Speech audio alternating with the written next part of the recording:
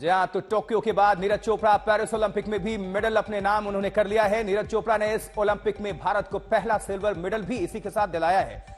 Tokyo Olympic में नीरज ने स्वर्ण पदक जीता था, गोल्ड जीता था और इस तरह बैक टू बैक दो ओलंपिक्स में गोल्ड और सिल्वर मेडल जीतने वाले पहले भारतीय खिलाड़ी भी बन गए हैं नीरज चोपड़ा। लगातार दो ओलंपिक में रेसलर सुशील कुमार और बैडमिंटन खिलाड़ी पीवी सिंधु ने भी पदक जीते थे, लेकिन इन दोनों ही खिलाड़ियों के खाते में गोल्ड नहीं आया था।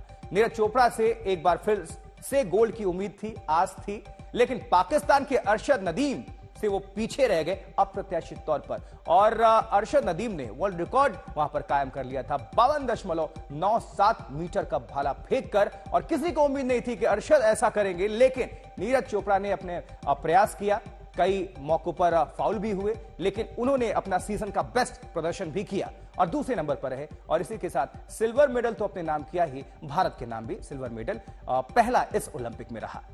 तो टोक्यो से पेरिस बहुत बदल गया, निश्चित तौर पर गोल्ड से सिल्वर में तब्दील हुआ, लेकिन ये जश्न का मौका है, खुशी मनाने का मौका है। नीरज ने देश को सफलता दिलाई है।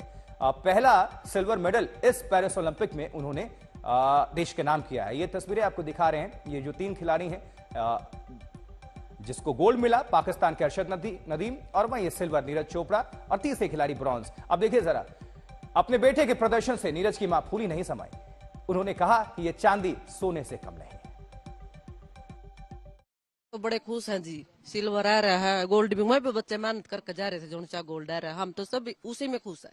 और आप खुश हैं। और यहाँ पर ये थोड़ा सा लग रहा है कि गोल्ड पाकिस्तान को गया है, इंडिया को सिल्वर आया है, इस चीज का दुख है क्या? नहीं जी, कोई दुख नहीं। एक क्या है, ईसाई पाकिस्तान है और ईसाई इंडिया है, हमने इसमें कोई दुख नहीं। और जब नीरज वापस आएंगे तो किस तरह से आप उनका स्वागत करेंगे? क्योंकि बाहर नीरज के पिताजी कह रहे थे कि चूरमा के साथ वहां पे स्वागत होगा और चूरमा जो है प्राइम मिनिस्टर नरेंद्र मोदी को भी भेजा जाएगा। अच्छे डाल करेंगे जी, और सारा परिवार और सारा गांव बटड़ा होकर अच्छी तरह करेंगे, चूरमे के साथ भी, और अच्छा करेंगे। तो पाकिस्तान से जिस जेवलिन थ्रोअर से कल नीरज चोपड़ा हार गए, वो अब तक नीरज को कभी हरा नहीं पाए थे। और पिछले 9 मुकाबले में अरशद नदीम पर हमेशा नीरज चोपड़ा भारी पड़े थे, लेकिन कल अरशद का दिन था।